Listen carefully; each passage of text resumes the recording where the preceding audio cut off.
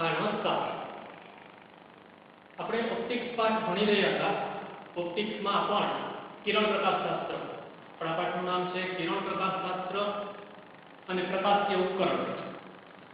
આ પાઠ અંતર્ગત પ્રકાશીય ઉપકરણો અને એમાં સૂર્યપ્રકાશને કારણે કેટલીક કુદરતી ઘટનાઓ આપણે અગાઉ ભણી ચૂક્યા છીએ. એના પછી ક્રમમાં સૂર્યપ્રકાશને કારણે કેટલીક કુદરતી ઘટનાઓ આ ટોપિક અને પછી એ ઘટનાઓ અંતર્ગત જ મેઘધનુષ્ય ભણો. મિત્રો, શરૂઆત કરીએ સૂર્યપ્રકાશને કારણે કેટલીક કુદરતી ઘટનાઓ.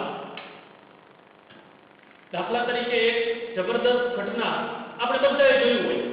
મેઘધનુષ્ય છે, ચોમાસામાં આકાશમાં મેઘધનુષ રચના થાય છે, એ આપણે બધાએ જોયું હોય. એ જ રીતે જુદા જુદા કલર એ પણ એક પ્રકારની ઘટના છે. લાલ લાલ જ કલર છે, સફેદ સફેદ છે, બ્લેક બ્લેક છે.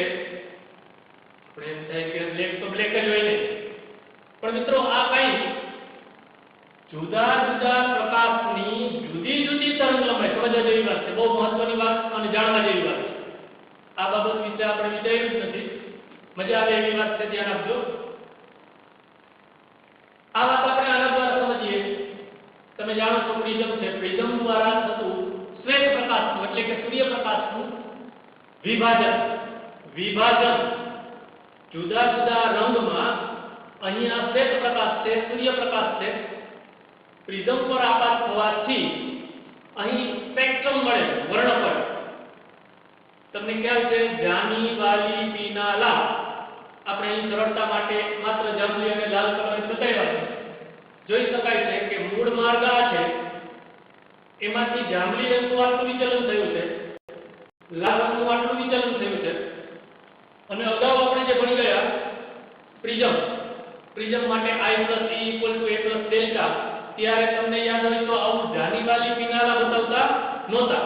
માત્ર એક કલર સરેરાશ રીતે એટલે આ વિચલન બતાવતા. યાદ કરી લઈએ. આપાત કિરણની મૂળ દિશા અને નિર્ગમન કિરણને વિરુદ્ધ દિશામાં લંબાવતા જે ખૂણો રચાતો હતો, અહીં જે ખૂણો રચાતો હતો દેખાતો હોય તો આ ડેલ્ટા, તેને વિચલન ખૂણો કહેતા. ડી વડે દર્શાવતા. ઓકે મિત્રો, તો આપણે વાત કરવી છે જુદી જુદી કુદરતી પ્રકાશીય કુદરતી ઘટનાઓ. દાખલા તરીકે આપણે સમજવું છે કે રેડ કલર છે એ રેડ કેમ છે, બ્લુ કલર છે એ બ્લુ કેમ છે. એવું નથી કહ્યું કે કોઈને ખબર નથી તો ઉપરથી આકાશમાંથી ભાગ દઈને ગધેડો આવ્યો, સાથે સાથે અવાજ આવ્યો સફેદ. આવું નથી મિત્રો. જુદી જુદી તરંગ લંબાઈને અનુરૂપ જુદા જુદા કલર. આપણે ખ્યાલ છે જુદી જુદી તરંગ લંબાઈ. પહેલી વાત આ નોંધીએ કે આ જાની વાલી પીનાલા જુદા જુદા કલરની તરંગ લંબાઈ જુદી જુદી છે. રેડ કલરની તરંગ લંબાઈ આ સાથે સાત કલરમાં સૌથી વધુ અને વાયોલેટ જાંબલી કલરની તરંગ લંબાઈ સૌથી ઓછી. આપણે યાદ છે દ્રશ્ય પ્રકાશ વિભાગ 4000 એંગસ્ટ્રોમ થી 8000 એંગસ્ટ્રોમ. આવા અર્થમાં આની તરંગ લંબાઈ આ લેમ્બડા આર આશરે 8000 એંગસ્ટ્રોમ અને લેમ્બડા વી એટલે કે જાંબલી રંગ માટે તરંગ લંબાઈ 4000 એંગસ્ટ્રોમ. તો આ જુદી તરંગ લંબાઈ હોવાના કારણે જ્યારે આ પ્રિઝમમાંથી પસાર થાય છે ત્યારે એની અંદર એનો વેગ જુદો જુદો હશે. આપણે ખબર છે વેગ v = f લેમ્બડા. ધ્યાનમાં છે તમારા વેગ v = f લેમ્બડા. f અહીં અચળ. માધ્યમ બદલાતા તરંગ લંબાઈ બદલાય.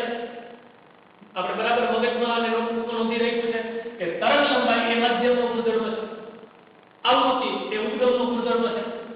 તો આપણે જોયું કે રેડ કલર માટે તરંગ લંબાઈ વધુ છે, તો વેગ v બરાબર f લેમ્બડામાં f અચળ. તો v ચલે છે, વેગ v ચલે છે લેમ્બડા. એટલે રેડ માટે તરંગ લંબાઈ વધુ, તો રેડ રંગના તરંગનો વેગ, એના કિરણનો વેગ વધુ છે વાયોલેટ કરતા.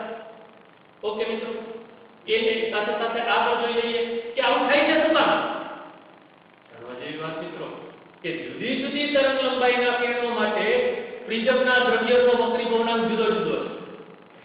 થોડું નવીન લાગે, પણ નવીન એટલે લાગે કે પ્રિઝમ તો એકનો એક છે, કાચ એકનો એક છે, કાચનો પ્રકાર અત્યારે બદલાવતા નથી, છતાંય આપણે એમ કહીએ છીએ કે એનો વક્રીભવનાંક જુદો જુદો. નવીન લાગે. મિત્રો એનું કારણ છે એની તરંગ લંબાઈ જુદી જુદી છે. આ વાત પણ તમે આની મદદથી સમજી શકો. વેગ v = f લેમ્બડા. તમને યાદ છે સાપેક્ષ વક્રીભવનાંક, આગલા ટોપિકમાં આપણે વક્રીભવન ભણ્યા ત્યારે વક્રીભવનાંક, સાપેક્ષ વક્રીભવનાંક અને નિરપેક્ષ વક્રીભવનાંક સમજતા હતા. સાપેક્ષ વક્રીભવનાંક n21 n2/n1 v1/v2 v1/v2 તો n2/n1 v1/v2. અહીં આપણે જોયો વેગ બદલું છે એને અનુરૂપ વક્રીભવનાંક ઓછો થયો. ત્રીજી વાત વિચલન. આકૃતિમાં દેખાય છે મિત્રો કે આ આપાત કિરણની મૂળ દિશા સાથે જાંબલી કલર ડેલ્ટા V જેટલો ખૂણો બનાવે છે, લાલ કલર ડેલ્ટા R જેટલો ખૂણો બનાવે છે, અને સ્પષ્ટ દેખાય છે કે delta V > delta R, delta V > delta R. આનો અર્થ શું? જ્યારે શ્વેત પ્રકાશનું વિભાજન થાય ત્યારે જાંબલી રંગના કિરણનું વિચલન લાલ રંગના વિચલન કરતા વધુ થાય છે. Delta V > delta R. મિત્રો આ ચાર વાત એક નિયમ છે. એનું કારણ છે તરંગ લંબાઈ જુદી જુદી છે. તરંગ લંબાઈ જુદી જુદી હોવાના કારણે વક્રીભવનાંક જુદો જુદો છે. વક્રીભવનાંક જુદો જુદો હોવાના કારણે વેગ જુદો જુદો છે, અને વેગ જુદો જુદો છે એટલે એનું વિચલન જુદું જુદું છે. આટલી લાંબી ચર્ચામાંથી મિત્રો આપણે એક વાત બરાબર નોંધી લઈએ કે કોઈ પણ વસ્તુનો પ્રકાશ નહીં, કોઈ પણ વસ્તુનો કણ એ વસ્તુમાંથી નીકળતા તરંગની તરંગ લંબાઈ પર આધારિત છે. આ રેડ કલર છે, આ બ્લેક કલર છે, આ બ્લુ કલર છે, એ કેવી રીતે નક્કી થાય? આપણે નક્કી કર્યું છે કે આવું દેખાય એને બ્લુ કહેવો, પણ એની અંદરની વાત એમાંથી ઉત્સર્જાતી તરંગ લંબાઈ કે જે મારી આંખમાં પ્રવેશે છે, અવલોકનકારની આંખમાં પ્રવેશે છે, એ તરંગની તરંગ લંબાઈ ને અનુરૂપ એનો કલર નક્કી થાય છે. ઓકે, એક વાત આપણે મૂળ વાત સમજી રહ્યા છીએ મિત્રો. કુદરતી ઘટનાઓ એમાં આ તમને એમ થાય આ કુદરતી ઘટના થોડી કહેવાય. મિત્રો આમાં જે વિભાજન થાય છે એવું જ વિભાજન હમણાં આપણે સમજવાના છે. ભેજ સમસ્યામાં વિભાજન થાય છે. સંપૂર્ણ કુદરતી ઘટના કહી શકાય, કુદરતી ઘટના છે. આવું તમે જાણો છો વિદ્યુત ચુંબકીય વર્ણપટ. વિદ્યુત ચુંબકીય વર્ણપટ એટલે સૂર્યમાંથી ઉત્સર્જાતા નાનામાં નાની તરંગ લંબાઈથી માંડીને મોટામાં મોટી તરંગ લંબાઈ વાળા તરંગોને સમજવા માટે, વ્યવસ્થિત અભ્યાસ કરવા માટે એને જુદા જુદા વિભાગમાં વિભાજિત કર્યો. તે તમને થાય આ શું લખ્યું છે? ગેટ પાદરેશું ખુલ્લા, ગેમા કિરણો, ક્ષ કિરણો, પારજાંબલી, દ્રશ્ય પ્રકાશ વિભાગ, ઇન્ફ્રારેડ એટલે કે પારરસ, સૂક્ષ્મ તરંગો, એમાં ટૂંકા રેડિયો તરંગો અને લાંબા રેડિયો તરંગો. મિત્રો યાદ રાખવામાં સરળ રહેશે. ગેટ પાદરેશું ખુલ્લા. આ વિદ્યુત ચુંબકીય વર્ણપટ છે. આ વિદ્યુત ચુંબકીય વર્ણપટ જુદા જુદા નામ આપ્યા, જુદા જુદા વિભાગ પાડ્યા, એની તરંગ લંબાઈના જુદા જુદા મૂલ્યો પરથી અલગ અલગ નામ આપ્યા છે. ઓકે, આપણે આ વાત સમજ્યા કે આ વિભાજન થવાનું કારણ શું છે. તમે આમાંનું કોઈ પણ એક કારણ કહી શકો કે તરંગ લંબાઈ જુદી જુદી છે. બંને રંગ માટે અથવા તો આ જાનીવાલી કિનારા સાથે 7 રંગની તરંગ લંબાઈ જુદી જુદી છે. તરંગ લંબાઈ જુદી જુદી છે એટલે એને અનુરૂપ તરંગને અનુરૂપ પ્રિઝમ એકનો એક છે, દ્રવ્ય એકનું એક છે, પણ એમાં એમ બોલાય કે જાંબલી રંગ માટે પ્રિઝમના દ્રવ્યનો વક્રીભવનાંક NV, રેડ રંગ માટે પ્રિઝમના દ્રવ્યનો વક્રીભવનાંક NR. તરંગ લંબાઈ જુદી જુદી એટલે વક્રીભવનાંક જુદો જુદો, વક્રીભવનાંક જુદો જુદો એટલે વેગ જુદો જુદો, વેગ જુદો જુદો એને અનુરૂપ વિચલન જુદું જુદું છે. મિત્રો આ જ વાત તમારી ટેક્સ્ટબુકમાં આ રીતે સમજાયું છે. જોજો, જાંબલી રંગ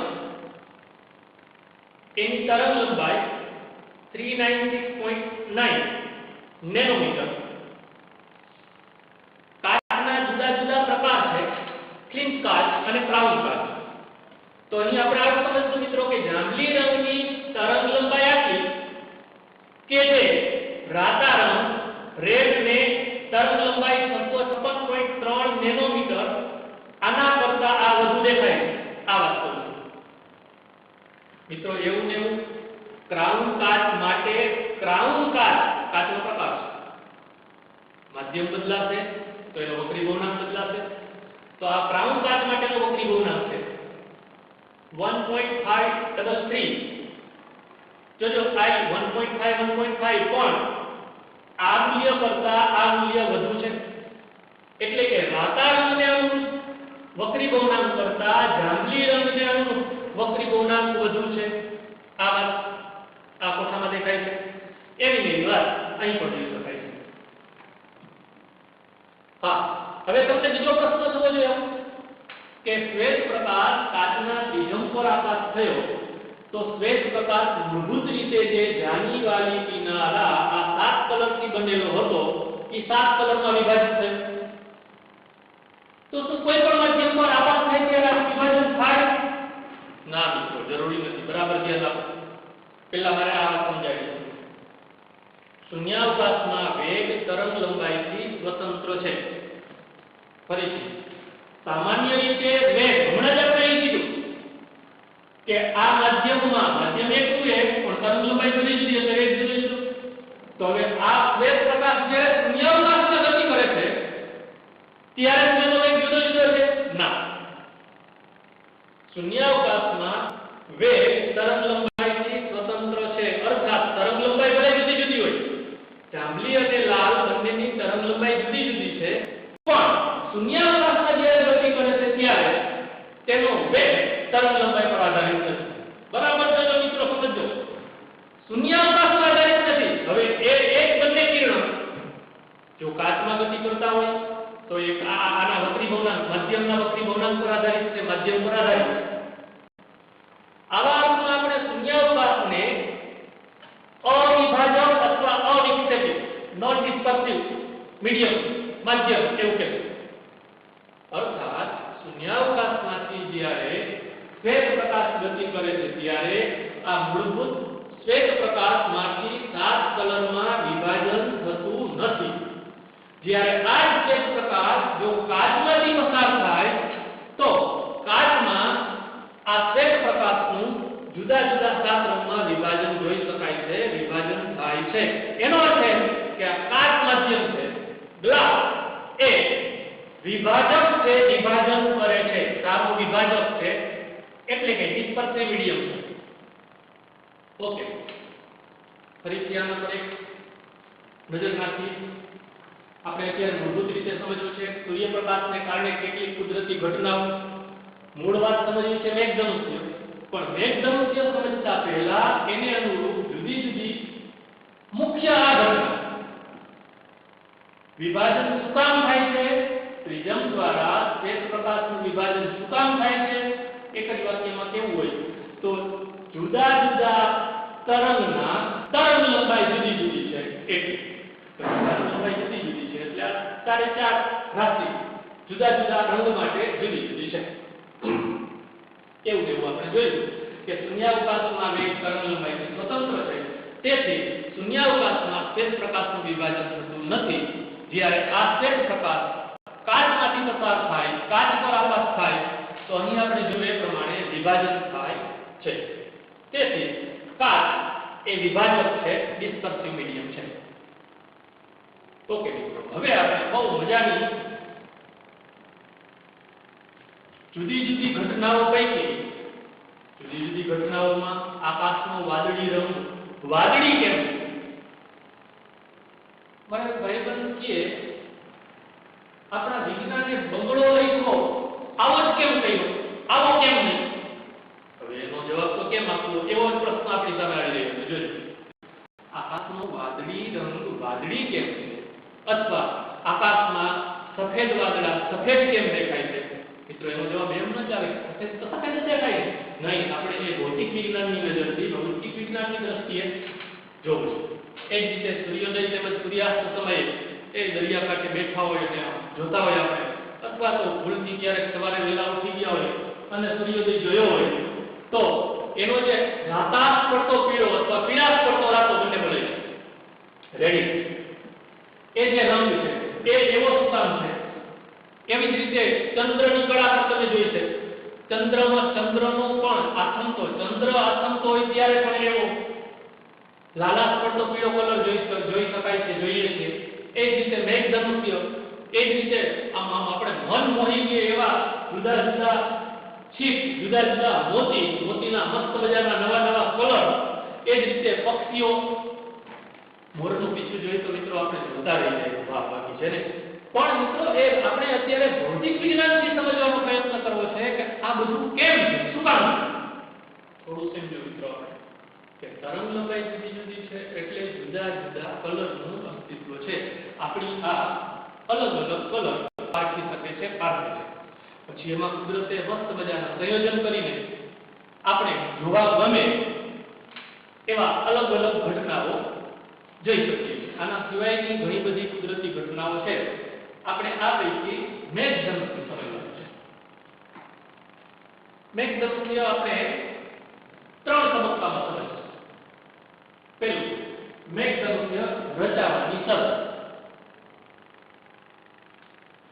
તમે મેઘધનુષ્ય જોયું એની સાથે સાથે આવું પણ માર્ક કર્યો છે, ન કર્યો હોય તો આવતા ચોમાસા ઉનાળામાં શિયાળામાં મિત્રો મેઘધનુષ્ય જોવા ન મળે, આવતા ચોમાસામાં માર્ક કરજો બરાબર। મેઘધનુષ્ય રચાવાની શરત, જો સવારના સમયે મેઘધનુષ્ય રચાશે, બરાબર સમજો, સવારના સમયે મેઘધનુષ્ય રચાશે,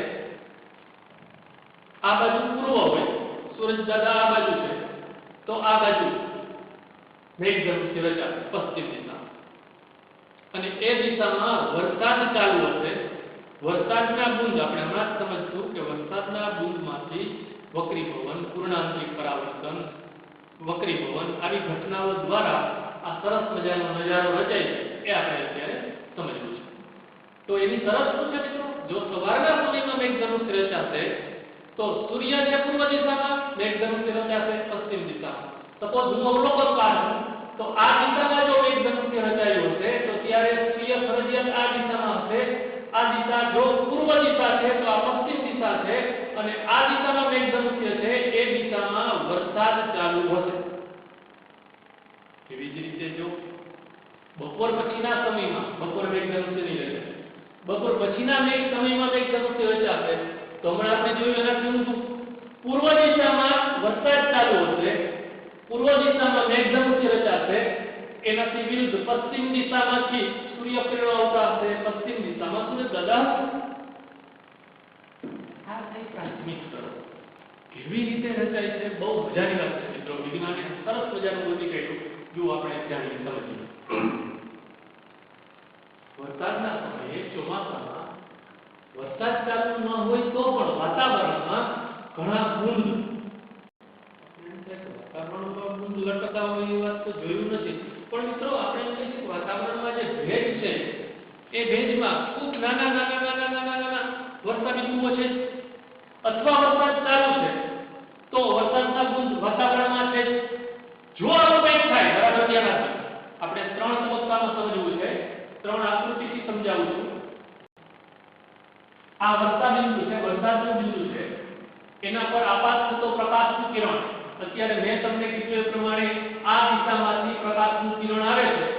જો આ પૂર્વ છે તો પશ્ચિમ દિશામાં મેઘધનુષ્ય રચાયું હશે। એ રચાવાનું કારણ આપણે સમજવા જઈ રહ્યા છીએ।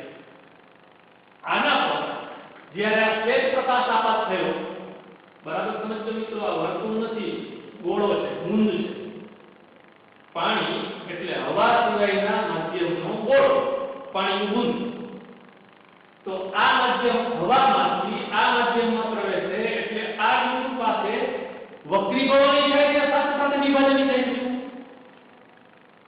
આપણે એકલું વક્રીભવન થઈ જતા, એકલું વિભાજન થઈ જતા, અહીં બંને ઘટના એક સાથે સમજવી છે કે આ બિંદુ પાસે જ્યારે પ્રકાશનું કિરણ આપાત થયું ત્યારે વિભાજન થયું। અહીં આપણે બધા કલર બતાવવાના બદલે રેડ અને વ્હાઇટ જેમ કહી કિરણનું વિભાજન બે કિરણમાં ખરેખર સાથે સાથ હશે મિત્રો પણ આમાં આકૃતિ દોરવા જાવ તો તમને ખબર છે નો થવાનું થાય મારી આકૃતિઓ ઓલા જોગ જેવો કે હું એવો ચિત્રકાર છે ચિત્ર દોરી નીચે લખવું પડે આ ગાય છે નહીતર ગાય બોલી કંઈક બીજું સમજે નો થવાનું થાય હા તો આ કિરણ જ્યારે પ્રકાશ અહીંયા આવે છે આ બિંદુ પાસે વિભાજન થયું સાથે સાથે દેખાય છે મૂળ માર્ગમાંથી છે વિચલન થયું છે અર્થાત વક્રી દોર મળશે હા હવે શું થશે મિત્રો નવી વાત જાણવા જેવી છે આ બિંદુ પાસે પૂર્ણાંતિક પરાવર્તન થવાનું છે પૂર્ણાંતિક પરાવર્તનની શરત તમને પાકી યાદ છે આપણે આ પાઠમાં અગાઉ ભણી ગયા આપાત કોણ આપેલા માધ્યમને અનુરૂપ ક્રાંતિકોણ કરતા મોટો કે ક્રાંતિકોણ જેટલો થાય તો પૂર્ણાંતિક પરાવર્તન થાય આકૃતિ બીજ ન થઈ જાય એટલે મેં જોયું નથી પણ આવું કંઈક મારે કેવું છે મિત્રો આ બિંદુ પાસે આ આપાત કિરણ છે આ આપાત બિંદુ જોડે લંબ છે એટલે આ આપાત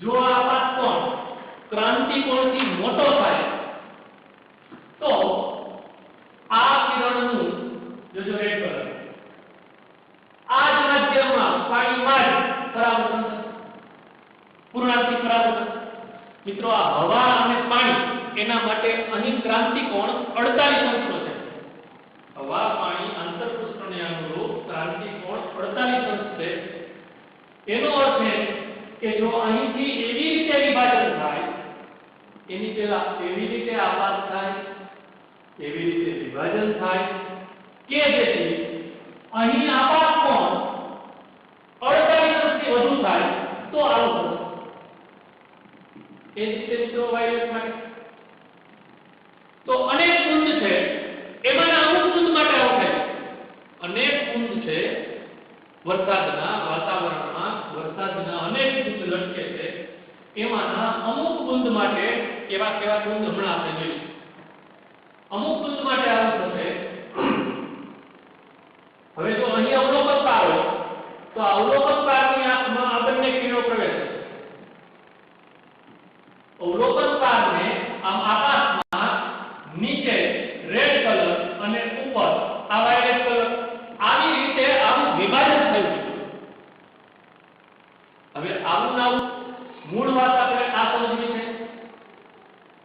આપાત કિરણની મૂળ દિશા સાથે આપાત કિરણ આ બંનેને હું વિભાજન થયા પછીના વક્રીભૂત કિરણો કહી શકું વળી પાછું અહીં પૂર્ણાંતિક પરાવર્તન થઈ અને વળી પાછું મિત્રો અહીં આ મૂળમાંથી અહીં બહાર નીકળે છે નિર્ગમન થયું આને હું નિર્ગમન કિરણો કહું તો આપાત કિરણની મૂળ દિશા સાથે રેડ કલર છે 42 અંશનું ખૂણો બનાવે છે અને આ વાયોલેટ છે એ 40 અંશનો ખૂણો બનાવે છે આ પ્રકારનું વક્રીભવન વિભાજન પૂર્ણાંતિક પરાવર્તન અને ફરીથી પાછું વક્રીભવન આદિ ઘટનાઓ દ્વારા અહીં આપણે જોયું મિત્રો એ જ વાત અહીં જોઈ શકાય છે કે lambda r is greater than lambda v હોવાથી આનું વક્રીભવન ઓછું થાય આનું વક્રીભવન વધુ થાય એના કારણે આ 40 અંશ અને 42 અંશ એક ખૂણામાં તફાવત જોવા મળે છે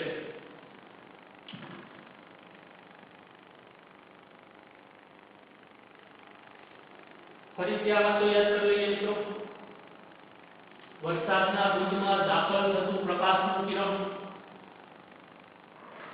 આ બિંદુ પાસેથી વક્રીભવન અને વિભાજન આ બિંદુ પાસે આ શરત મુજબ પૂર્ણાંતિક પરાવર્તન થયું ક્રાંતિકોણ 48 અંશથી વધારે થયો એટલે અહીંથી પૂર્ણાંતિક પરાવર્તન થયું અને અવલોકનકારની આંખમાં પ્રવેશ થયો